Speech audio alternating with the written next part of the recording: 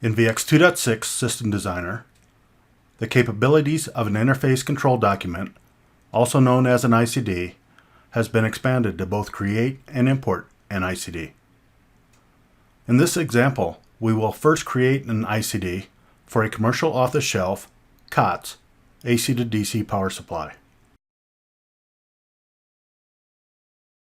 An ICD is a code-generated text description of the interface for a COTS component or a printed circuit board.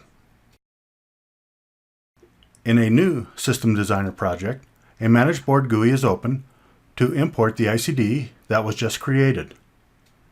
Now we can use the Synchronization Assistant to place the terminals of the AC to DC power supply as specified in the ICD.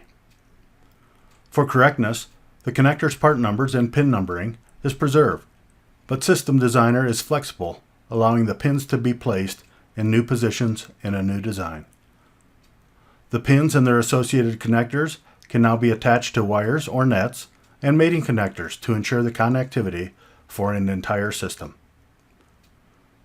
Using ICDs enhances correct by construction design, ensuring all elements for a system are represented as a digital twin.